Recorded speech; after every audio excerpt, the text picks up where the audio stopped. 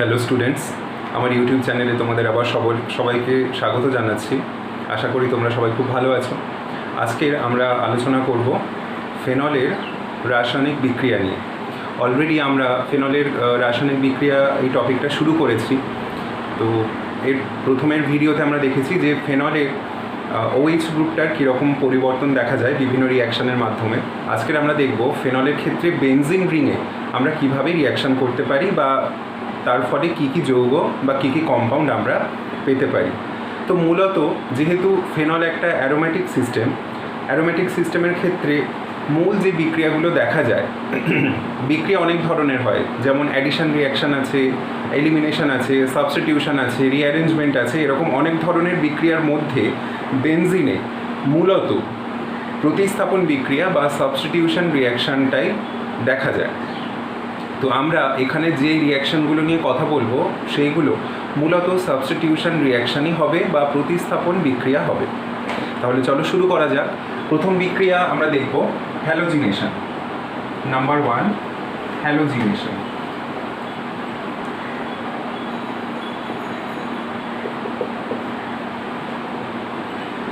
হ্যালোজিনেশনের ক্ষেত্রে আমরা এখানে ব্রোমিন বা ক্লোরিন বা আয়োডিন এই সমস্ত ব্যবহার করতে পারি। তো যদি আমরা ফেনলে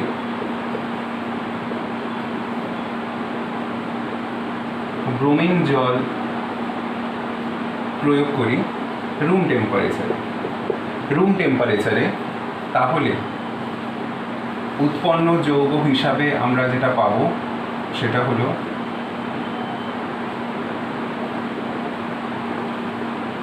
তিনটে ব্রোমিন দ্বারা প্রতিস্থাপিত ফেনল 2,4,6 ট্রাইব্রোমো ফেনল। এটা হচ্ছে সাদা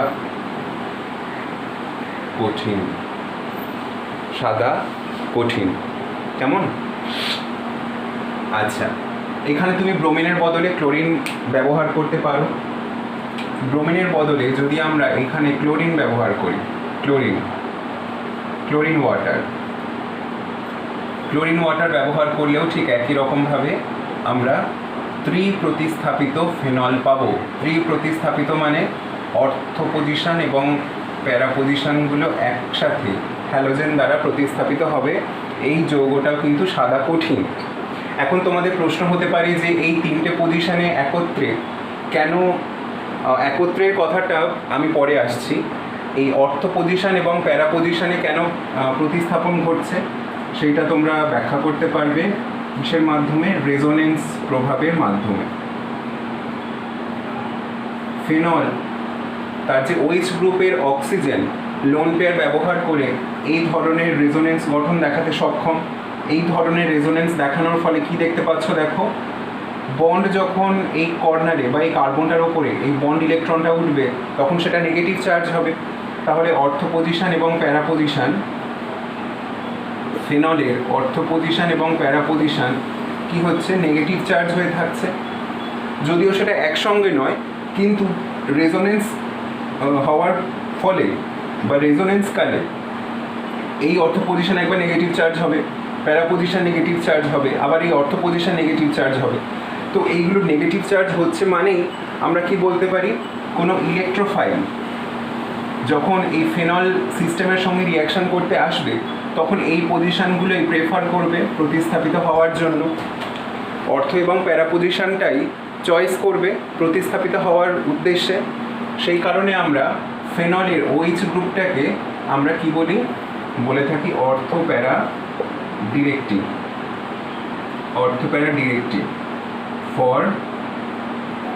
ফর ইলেকট্রোফাইলস। অর্থ প্যারা ডিরেক্টিং ফর ইলেকট্রোফাইলস। ঠিক আছে? তো নেক্সট পয়েন্ট দেখো,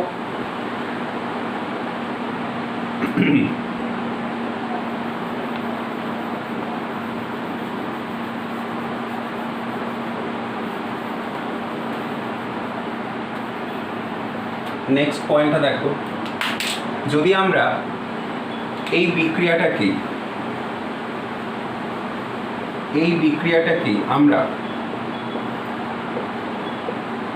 ব্রোমিন CCl4 মাধ্যমে করতাম, CCl4 মাধ্যমে করতাম রুম টেম্পারেচারে। তখন আমরা প্রোডাক্ট হিসাবে এই দুটো যৌগ পেতাম, প্রোডাক্ট হিসাবে এই দুটো যৌগ পেতাম, একটা অর্থোব্রোমোফেনল আর একটা হচ্ছে প্যারাব্রোমোফেনল। অর্থোব্রোমোফেনল আর একটা হচ্ছে প্যারাব্রোমোফেনল। প্যারাব্রোমোফেনলটাই এখানে হচ্ছে মুখ্য পদার্থ আর এটা হচ্ছে গৌণ পদার্থ। কেন মুখ্য আর কেন গৌণ? কারণ এই দুটো গ্রুপ পাশাপাশি থাকলে তাদের মধ্যে একটা স্টেরিক ফ্যাক্টর কাজ করতো বা অর্থ এফেক্ট কাজ করতো। এই দুটো গ্রুপ বেনজিন বলায় যখন পাশাপাশি থাকে তখন তাদের মধ্যে আমি কি বললাম? অর্থ এফেক্ট। অর্থ effect is a kind of steric effect.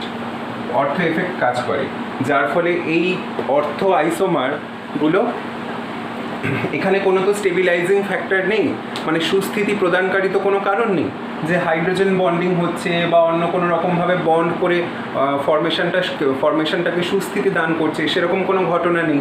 তাই জন্য এটা এই স্টেরিক ফ্যাক্টর কাজ করবার জন্য আমরা সেটাকে অর্থ এফেক্ট বলছি। আর এই অর্থ এফেক্টের দরুন এই যৌগটা কম পরিমাণে উৎপন্ন হয়, তাই জন্য গৌণ পদার্থ। আর এইখানে দেখো দুটো গ্রুপ পরস্পরের একদম অপোজিটে রয়েছে, 180 ডিগ্রিতে রয়েছে, তাই স্টেরিক ফ্যাক্টর একদমই 0। অতএব এই যৌগটা অপেক্ষাকৃত এর তুলনায় সুস্থিত বেশি, তাই জন্য এটা বেশি পরিমাণে উৎপন্ন হবে।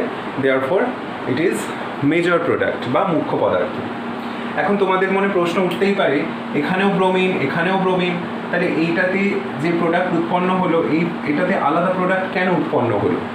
এইটা তোমাদের প্রশ্ন হতে পারে। তো তার উত্তরটাই আমরা এবার খোঁজার চেষ্টা করি যে কেন দুটোতে দু রকম প্রোডাক্ট হচ্ছে। তোমরা রিয়াকশনটা ভালো করে খেয়াল করলে বুঝতে পারবে, সাবস্ট্রেট দুটোতে একই আছে, রিএজেন্টও একই আছে, কিন্তু সলভেন্ট যে মাধ্যমে বিক্রিয়া করানো হচ্ছে,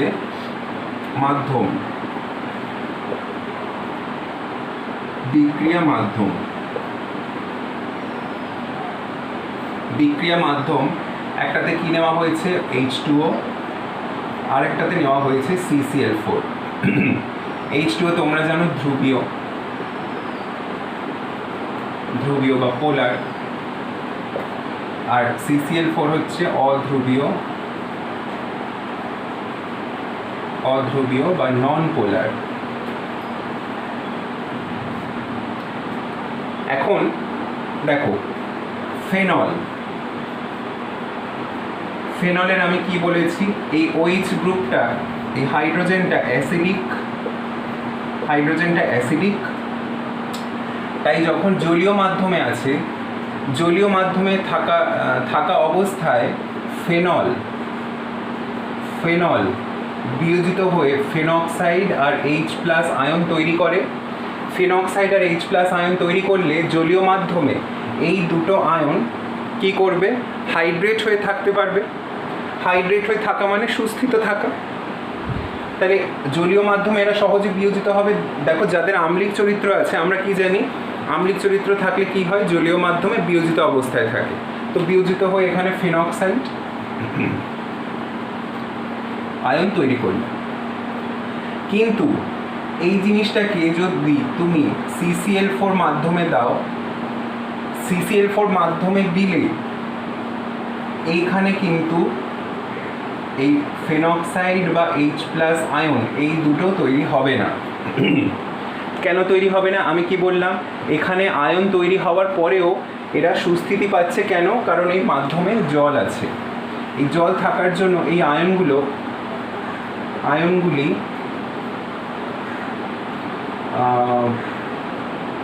হাইড্রেট হয়ে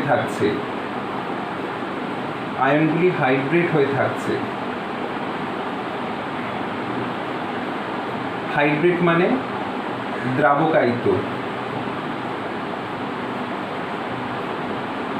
দ্রাবকায়িত অবস্থায় থাকছে, ফলে সুস্থিত, স্টেবল হয়ে যাচ্ছে।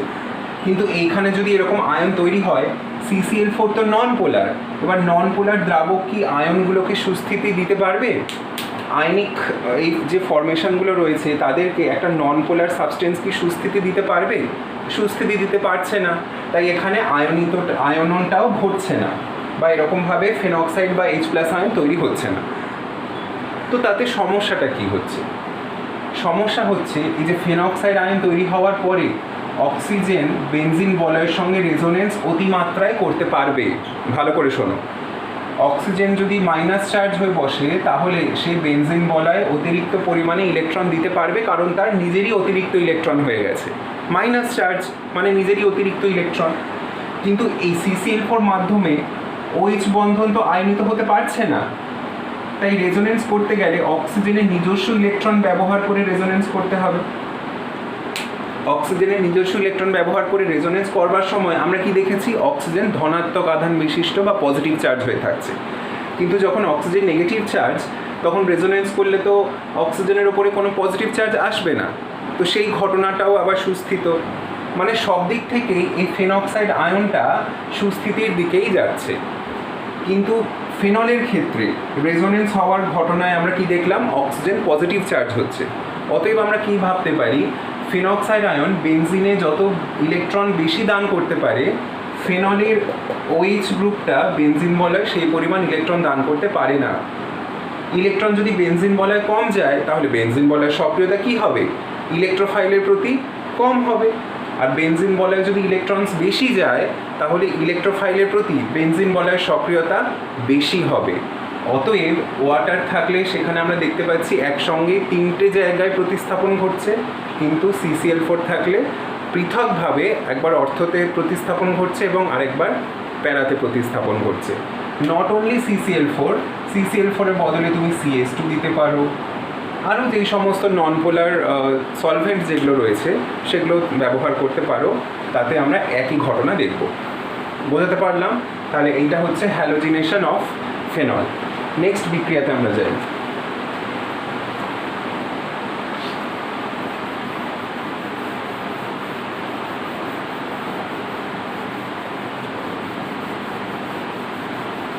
প্রচুর বিক্রিয়া রয়েছে, তার মধ্যে আমরা সিলেক্টিভ মেন কয়েকটা বিক্রিয়া নিয়েই আলোচনা করব, যেগুলো তোমাদের কম্পিটিটিভটাকেও কভার করবে, প্লাস স্কুলের জন্য তো তোমাদের হেল্পফুল হবেই। 2 নম্বর বিক্রিয়া হচ্ছে, এটাও খুব ইম্পর্টেন্ট একটা রিয়াকশন, নাম হচ্ছে কোলবে স্মিথ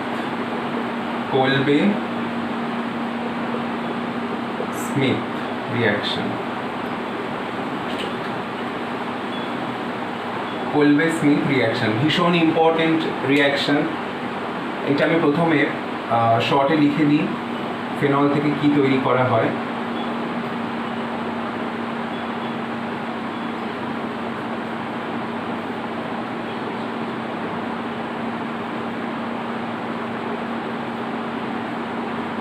এটাও কিন্তু একটা ইলেকট্রোফিলিক প্রতিস্থাপন বিক্রিয়া বলতে পারো তোমরা।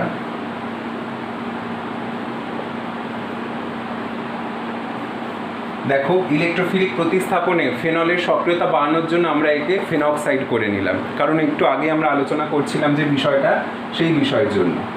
তো এখানে আবার কি করা হয়? কার্বন ডাই অক্সাইড দেওয়া হয়, NaOH-টাকে নেওয়া হচ্ছে আবার 120 ডিগ্রি থেকে 140 ডিগ্রি সেন্টিগ্রেড টেম্পারেচার আর 6 থেকে 7 ATM, 6 থেকে 7 অ্যাটমসফিয়ার প্রেশার দেওয়া হলে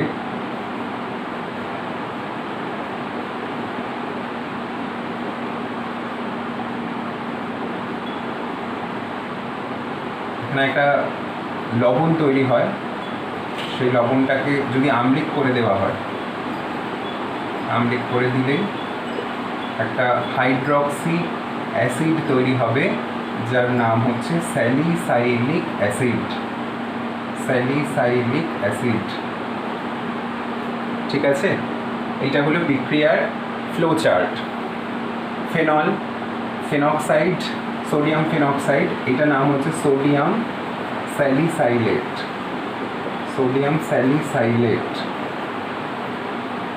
সোডিয়াম স্যালিসাইলেট।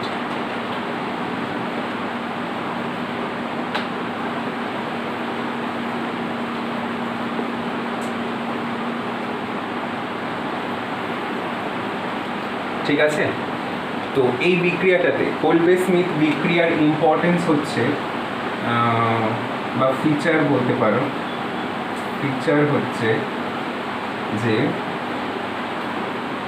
সোডিয়াম হাইড্রোক্সাইডের উপস্থিতিতে, সোডিয়াম হাইড্রোক্সাইডের উপস্থিতিতে কেবলমাত্র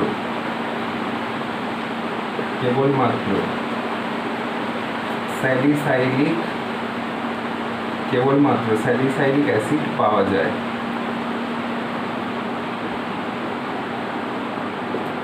কেবলমাত্র স্যালিসাইলিক অ্যাসিড পাওয়া যায়। নোট KOH ব্যবহার করলে, KOH ব্যবহারে প্যারাহাইড্রক্সি বেঞ্জোইক অ্যাসিড পাওয়া যায়। প্যারাহাইড্রক্সি বেঞ্জোইক অ্যাসিড পাওয়া যায়। প্যারাহাইড্রক্সি বেঞ্জোইক অ্যাসিড পাওয়া যায় KOH ব্যবহার করলে। ওকে, এই বিক্রিয়ার একটা বিশেষ বৈশিষ্ট্য। সোডিয়াম হাইড্রোক্সাইড ব্যবহার করলে স্যালিসাইলিক অ্যাসিডই পাবে। এখানে এটা তো অর্থযৌগ দেখতে পাচ্ছ, তোমাদের মনে হতে পারে প্যারাযৌগটা কোথায় গেল। এখানে কিন্তু প্যারাযৌগ তৈরি হয় না যদি সোডিয়াম হাইড্রোক্সাইড ইউজ করো। তার মানে সোডিয়াম হাইড্রোক্সাইডটাই কিন্তু এখানে মেন ডিসাইডিং ফ্যাক্টর যে অর্থ প্রোডাক্ট তৈরি হওয়ার জন্য। আর যদি তুমি NaOH এর বদলে KOH ব্যবহার করো তাহলে প্যারা আইসোমার পাবে। এটা অর্থ আইসোমার, এটা KOH ব্যবহার করলে প্যারা আইসোমার পাবে। এরও একটা মেকানিস্টিক ব্যাপার রয়েছে, তো আমরা এবার সেটা নিয়েই আলোচনা করব। আমি সোডিয়াম হাইড্রোক্সাইড দিয়েই ব্যাপারটা বলে দিচ্ছি, আর পটাশিয়াম হাইড্রোক্সাইড সেই জায়গায় থাকলে কি হতো তোমরা বুঝতে পেরে যাবে।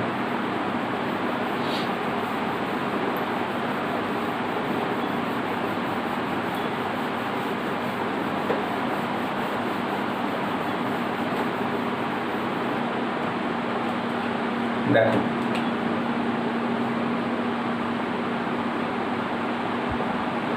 O minus Na+।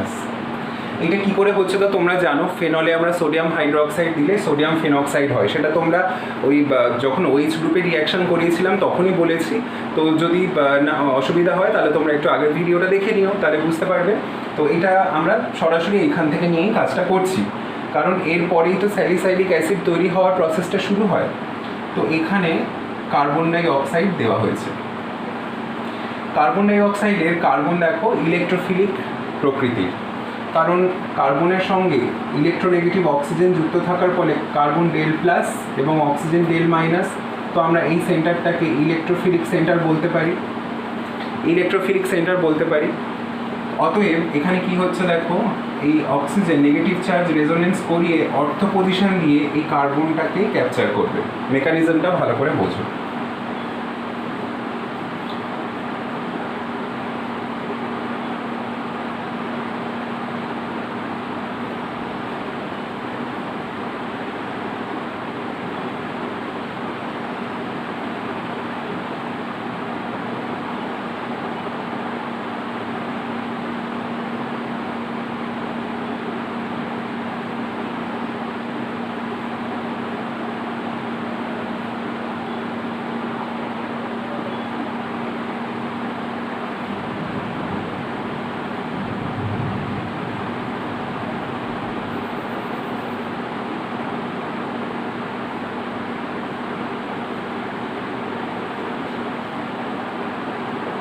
দেখো, O মাইনাস Na+ যেটা রয়েছে, তাহলে এখানে মাইনাস আর প্লাসের মধ্যে একটা আকর্ষণী প্রভাব থাকে।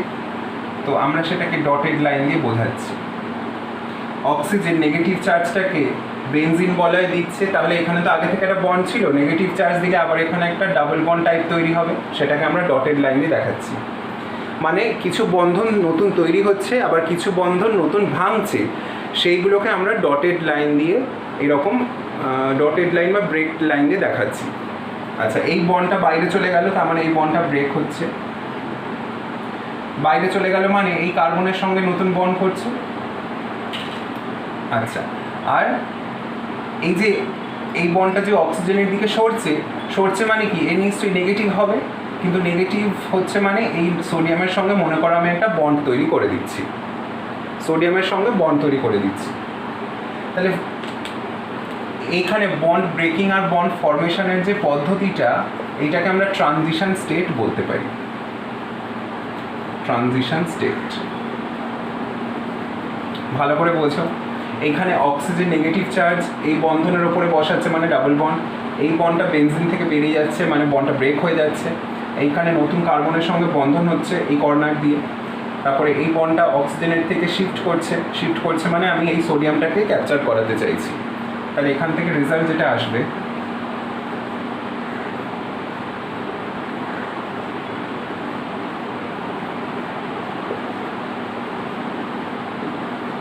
দেখো তো এইটা হবে কিনা, হবে তো। আচ্ছা, এবারে বেনজিন এই সিস্টেমটা আগে তো অ্যারোমেটিক ছিল, এখন অ্যারোমেটিক নেই, তাই আমরা এরকম করে দিলাম অ্যারোমেটিক, আবার ফেরত আনিয়ে দিলাম। মাধ্যমটা যেহেতু ক্ষারীয়, সোডিয়াম হাইড্রোক্সাইড আছে, তাহলে এই ওইচটা মুক্ত অবস্থায় থাকবে না, এটা হবে ONA, আর COONA যেমন ছিল তেমনই থাকবে। এবার এই ক্ষারীয় মাধ্যমটাকে প্রশমিত করবার জন্য কি করা হয়েছিল, HCl দেওয়া হয়েছিল। HCl দেওয়ার ফলে এখানে কি হয়েছে, স্যালিসাইলিক অ্যাসিডটা আবার ফেরত চলে এসেছে। এইটা হলো পুরো মেকানিজম হচ্ছে এইটা। এখানে ব্লু কালার দিয়ে যে লাইনগুলো দেখিয়েছি সেগুলো বন্ড ব্রেকিং আর বন্ড ফর্মিং, আমি লিখে দিচ্ছি। এইটা হচ্ছে ব্রেকিং, এটা ফর্মিং, এটা ব্রেকিং, এটা ফর্মিং, এটা ও আচ্ছা এখানে আরেকটা হবে, সরি আমি মিস করে গেছি, এখানে একটা হবে, এটা ব্রেকিং আর এটা হচ্ছে forming. B for breaking, A for forming.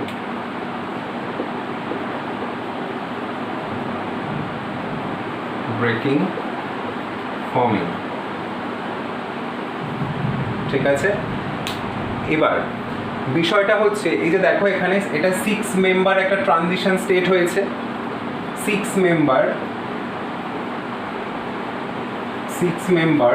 Transition state. 6 member কেন, 1 2 3 4 5 6, 6 মেম্বার ট্রানজিশন স্টেট। তো সোডিয়াম থাকা অবস্থায় এই অর্থ পজিশনে 6 মেম্বার ট্রানজিশন স্টেটটা গঠন হওয়া সম্ভব। কি বললাম, সোডিয়াম থাকা অবস্থায় অর্থ পজিশনে যখন এরকম কার্বন ডাই অক্সাইড লাগছে, অর্থ পজিশনে কার্বন ডাই অক্সাইড লাগছে এবং সোডিয়াম আছে, তখন এইভাবেই 6 মেম্বার ট্রানজিশন স্টেটটা সম্ভব এবং রিয়াকশানটা এইভাবেই এগোয়। তাহলে প্যারা পজিশনে যদি CO2টা লাগে, তাহলে সোডিয়াম থাকলে ওরকম ট্রানজিশন স্টেটটা সম্ভব নয়, আর ট্রানজিশন স্টেটটা এরকম হতেই হবে, ট্রানজিশন স্টেটটা এরকমই হতে হবে। তা না হলে এই যে দেখো একটা বন্ড শিফট করে আরেকজনের সঙ্গে নতুন বন্ডটা তৈরি হচ্ছে। তো সোডিয়াম থাকা অবস্থায় যেহেতু অর্থ পজিশনে অ্যাটাচমেন্টের দরুন এরকম ট্রানজিশন স্টেট হয় এবং এই ট্রানজিশন স্টেটের মাধ্যমে রিয়াকশানটা গেলে আমরা শুধুমাত্র কি প্রোডাক্ট পাবো, অর্থ প্রোডাক্ট, যেটা স্যালিসাইলিক অ্যাসিড। এবার যদি পটাশিয়াম হাইড্রোক্সাইড থাকে, সোডিয়ামের অপেক্ষা পটাশিয়াম আয়নের আকার অনেক বড়, সোডিয়াম অপেক্ষা পটাশিয়াম আয়নের আকার অনেক বড়, তাই অর্থ পজিশনে এরকম 6 মেম্বার ট্রানজিশন স্টেটটা স্টেবল হয় না। ভালো করে শোনো, সোডিয়ামের আকার যা, সেই আকারের সাপেক্ষে এরকম অর্থ পজিশনে এই ট্রানজিশন স্টেট গঠিত হওয়া সম্ভব, কিন্তু সোডিয়ামের বদলে পটাশিয়াম থাকলে এরকম ট্রানজিশন স্টেট তৈরি হওয়া সম্ভব নয়, সেটা অনেক আনস্টেবল হয়ে যায়। তাই জন্য আনস্টেবিলিটিটাকে কমানোর উদ্দেশ্যে কি হয়, পটাশিয়াম হাইড্রোক্সাইড থাকলে কার্বন ডাই অক্সাইডটা ওই OH-এর প্যারা পজিশনে গিয়ে লাগবে, গিয়ে সেখানে CO2H গ্রুপ তৈরি করবে, প্যারা পজিশনে লাগবে, ওখানে গিয়ে CO2H গ্রুপটা তৈরি হবে। মেকানিজমটা অনেকটা একই রকম যাবে, একই রকম মানে সেখানে আর এই ট্রানজিশন স্টেটটা তৈরি হবে না, বাট অন্য রকমভাবে যাবে। সিম্পল ওই কার্বন ডাই অক্সাইডকে অ্যাটাক করবে, করে সেটা CO2H গ্রুপ হয়ে যাবে। বাকিটা এই গ্রুপটা বাদে বাকিটা যেরকম দেখছো ওই রকমভাবেই রিয়াকশানটা যাবে। কি বললাম যে সোডিয়াম থাকলেই এই অর্থ পজিশনে ট্রানজিশন স্টেট সম্ভব, পটাশিয়াম থাকলে হবে না। পটাশিয়াম থাকলে প্যারা পজিশনে কার্বন ডাই অক্সাইড লাগবে, যেটা ফাইনালি CO2H গ্রুপে কনভার্ট হবে। তাই জন্য আমরা পটাশিয়াম হাইড্রোক্সাইডের উপস্থিতিতে প্যারা কম্পাউন্ড পাই, আর সোডিয়াম হাইড্রোক্সাইডের উপস্থিতিতে অর্থ কম্পাউন্ড পাই। ওকে, তো this is the feature of Kolbe Schmitt reaction. Kolbe Schmitt রিয়াকশানে আমরা সোডিয়াম হাইড্রোক্সাইড ব্যবহার করে স্যালিসাইলিক অ্যাসিড তৈরি করতে পারি। নেম রিয়াকশান খুব ইম্পর্টেন্ট রিয়াকশান, তোমরা এটা ভালো করে তৈরি করবে।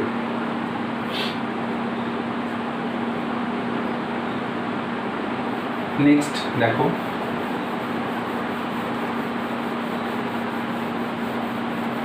এবার তোমরা বলতে পারো যে পটাশিয়াম হাইড্রোক্সাইড থাকলে কি ওখানে অর্থ কম্পাউন্ড তৈরি হবে না? অর্থ প্রোডাক্ট তৈরি যদিও হয় তার অ্যামাউন্ট ভীষণই কম।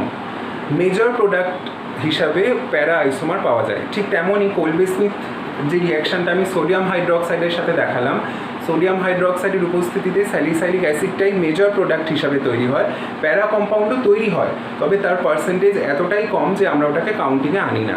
মনে করো এই স্যালিসাইলিক অ্যাসিড তৈরির বেলায় আমি বলছি, স্যালিসাইলিক অ্যাসিড যদি তৈরি হয় 97%, তাহলে ওইটা হবে 3%, তাহলে ওটা নেগলিজেবলি বলা যায়। সো সেই কারণে আমরা ওই কম্পাউন্ডটার কথাটা তুলি না। পটাশিয়াম হাইড্রোক্সাইডের উপস্থিতিতেও ঠিক এর উল্টো ঘটনাটা ঘটে। কেমন?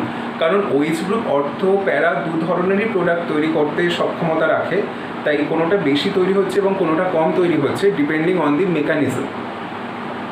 আর বাকি যে আমি ইলেকট্রনিক ফিচার্স বললাম, অর্থ এফেক্ট যেগুলো বললাম, সেগুলোর উপর বিচার করে করা হয়। আচ্ছা দেখো, এইটা একটা আমি রিয়াকশান দিচ্ছি তোমাদের।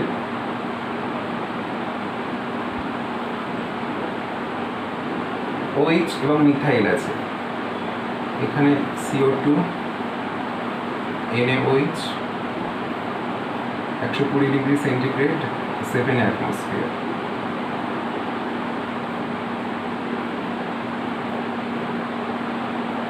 তাহলে কি হবে? OH CH3 COOH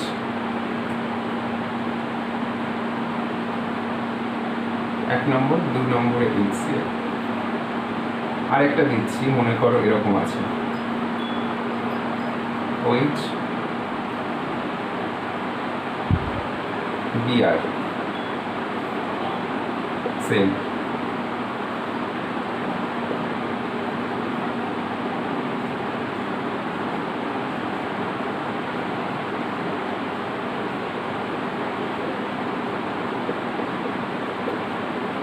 এইটা এরকম হবে, ঠিক আছে? যদি এরকম দিই,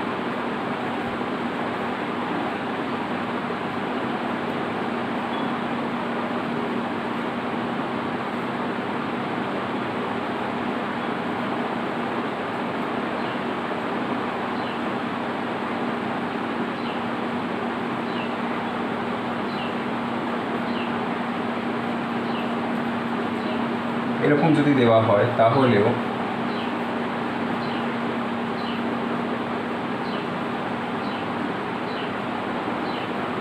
এটাই তৈরি হবে। এবারে দেখো, তাহলে এখানে প্রমাণ হয়ে গেল যে KOH থাকলে যে সবসময় প্যারা প্রোডাক্টই হবে এমন না, অর্থ প্রোডাক্টও হয়, কিন্তু তার পরিমাণটা খুব কম থাকে। যদি শুধু প্যারা প্রোডাক্টই হতো তাহলে এখানে রিয়াকশান হওয়ার কোনো কথাই ছিল না, কারণ প্যারাতে অলরেডি একটা গ্রুপ বসে আছে।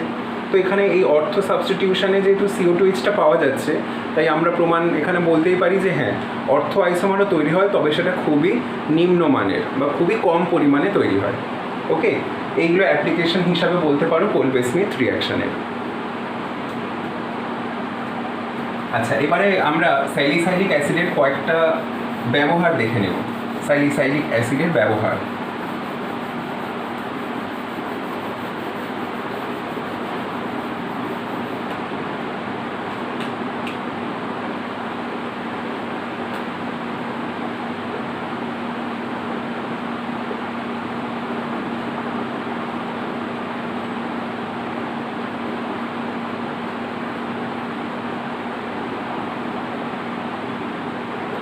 এগুলোর মেকানিজম করতে হবে না, জাস্ট তোমরা বিষয়গুলো একটু জেনে রেখো কি হলে কি হচ্ছে।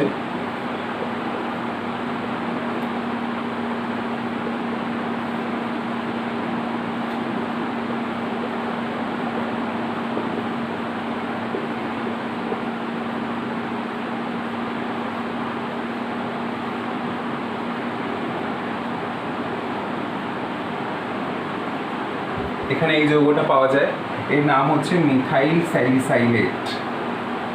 মিথাইল স্যালিসাইলেট, যাকে বলা হয় oil of wintergreen. Oil of wintergreen. Wintergreen নামের একটা গাছ আছে যেগুলো শীতপ্রধান দেশে পাওয়া যায়। তো সেই গাছের পাতা থেকে একটা নির্যাস বা একটা এক্সট্র্যাক্ট পাওয়া যায়। সেই এক্সট্র্যাক্টটা কম্পোজিশন হচ্ছে এইরকম, আর খুব মিষ্টি গন্ধ, সুইট স্মেল। Sweet smell. কীরকম স্মেল জানো তো? ওই যেগুলো ধরো ওই মানে বাম যেগুলো আছে, লাইক মুভ অর ভলিনি, এই ধরনের বামগুলোতে দেখবে যে একটা খুব মানে একটা স্মেল পাওয়া যায়, খুব মিষ্টি টাইপের একটা স্মেল পাওয়া যায়। আয়োডেক্স, এইগুলোতে যে ধরনের স্মেলটা পাওয়া যায়, ওই স্মেলটা মূলত এইটার জন্যই, এই অয়েল অফ উইন্টারগ্রিন বা এই মিথাইল স্যালিসাইলেটের জন্য। আচ্ছা, আরেকটা হচ্ছে ধরো CH3CO oxygen glacial acetic acid. Glacial acetic acid, তখন হবে OCO3COOH। This is called aspirin. Aspirin. Aspirin এটা হচ্ছে একটা অ্যানালজেসিক। অ্যানালজেসিক মানে অ্যানালজেসিক গ্রুপের একটা মেডিসিন। অ্যাসপিরিন তোমরা নাম শুনেছো, অ্যাসপিরিন, প্যারাসিটামল, এইসব নাম শুনেছো। তো এইটা হচ্ছে অ্যাসপিরিন। কি কাজে লাগে? এইটা হচ্ছে ধরো বডি পেন হচ্ছে বা বডি টেম্পারেচার খুব বেড়ে গেছে নর্মালের থেকে, তাকে আবার নর্মাল রেঞ্জে আনা বা বডি পেন রিলিজ করা, যেগুলো হেল্প করে, সেই কাজটা অ্যাসপিরিন করছে। আর অ্যানালজেসিক হচ্ছে তারাই যারা ওই বডি পেন বা পেশি ক্র্যাম্প ধরে গেল, ক্র্যাম্প বলতে পেশিতে টান ধরে গেল, মানে খুব বডিতে ব্যথা হচ্ছে, সেই ব্যথা উপশমকারী ওষুধ হিসাবে কাজ করে অ্যাসপিরিন। তো আমি এখানে লিখে দিচ্ছি ব্যথা উপশমকারী।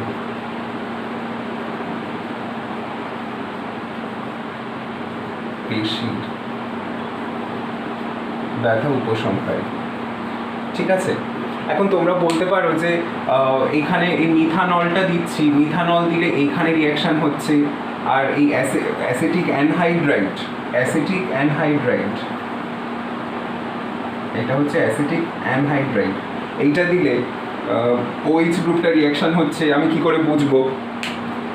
মনে রাখা খুব সিম্পল।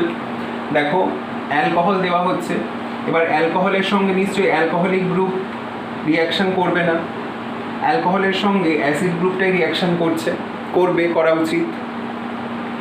তোমরা বলতে পারো যে কেন অ্যালকোহলের সঙ্গেও তো অ্যালকোহল রিয়াকশান করে, ডেফিনেটলি করে, কিন্তু এই OH গ্রুপটা তো অ্যালকোহলিক গ্রুপ নয়। এই OH গ্রুপের চরিত্রটাই তো আলাদা, এটা তো বেনজিন বলার সঙ্গে যুক্ত আছে। সেই কারণে এখানে অ্যাসিডের উপস্থিতিতে আমরা বাইরে থেকে যখন অ্যালকোহল অ্যাপ্লাই করব, সেই অ্যালকোহলের সঙ্গে এই অ্যাসিড গ্রুপটা রিয়াকশান করছে। আর অ্যালকোহল অ্যাসিড রিয়াকশান করে দেখো কি তৈরি করছে? এস্টার যৌগ তৈরি করছে। এস্টার যৌগ তৈরি করছে, স্যালিসাইলেট ওই জন্য বলা হচ্ছে এস্টার যৌগ। এস্টার যৌগ। আর যখন আমরা অ্যাসিডের কিছু যৌগ দিচ্ছি, অ্যাসিড ডেরিভেটিভ, কারণ অ্যাসিটিক অ্যানহাইড্রাইড অ্যাসিড ডেরিভেটিভ বা এই যে অ্যাসিডের উপস্থিতিতে রিয়াকশান করানো হচ্ছে অর্গ্যানিক অ্যাসিড, তখন OH গ্রুপটা রিয়াকশান করবে।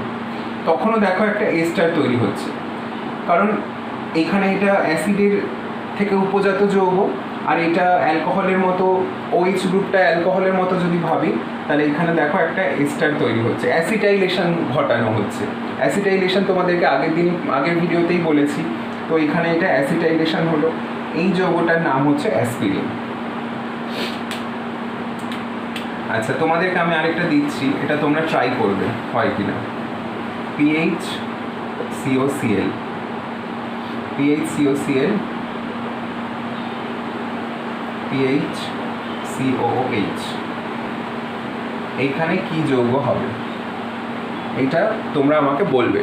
এটা তোমাদের কাজ থাকলো যে এইখানে কি যৌগটা পাওয়া যাবে।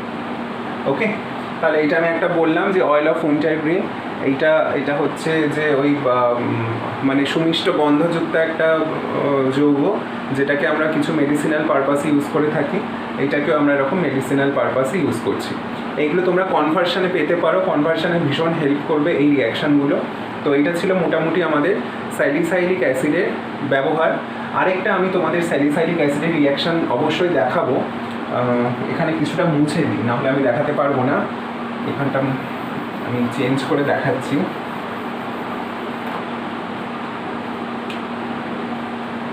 স্যালিসাইলিক অ্যাসিডে যদি ব্রোমিন ওয়াটার দিয়ে দেওয়া হয়, ব্রোমিন ওয়াটার দিলে অদ্ভুতভাবেই এখানে একটা যৌগ উৎপন্ন হয়, যেটা হলো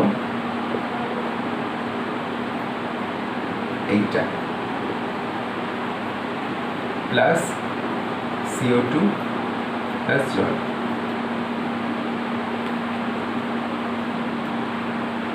ঠিক আছে, এইখানে এরকম স্যালিসাইলিক অ্যাসিডের এই CO2H গ্রুপটাও কিন্তু এখান থেকে অপসারিত হয়ে যায়, অপসারিত হয়ে তার জায়গায় কিন্তু ব্রোমিন চলে আসে। এতটাই অ্যাক্টিভ হয়ে যায় সেক্ষেত্রে রিয়াকশান করবার জন্য, মানে এই পোলার সলভেন্ট থাকলে। কেমন? তো এই রিয়াকশানটা তোমরা মনে রেখো। স্যালিসাইলিক অ্যাসিডের এগুলো আমরা কিছু ইম্পর্টেন্ট ব্যবহারিক প্রয়োগ বললাম। এরপরে আরও অনেক রিয়াকশান রয়েছে যেগুলো আমরা পরবর্তী ভিডিওতে আলোচনা করব। আজকে আমি ভিডিওটা এই পর্যন্তই রাখছি। তোমরা এই ভিডিওটা খুব ভালো করে দেখো। ভিডিও কেমন লাগলো অবশ্যই কমেন্ট সেকশানে জানাবে। চ্যানেল যদি সাবস্ক্রাইব না করে রাখো, অলরেডি সাবস্ক্রাইব করে নিও। তাহলে চেষ্টা করব তোমাদের জন্য ভালো ভালো ভিডিও দিলেই তোমরা সেটা অবশ্যই জানতে পেরে যাবে, নোটিফিকেশন তোমাদের কাছে আগে চলে যাবে। তো সবাই ভালো থেকো, আবার দেখা হবে পরের ভিডিওতে। Good bye.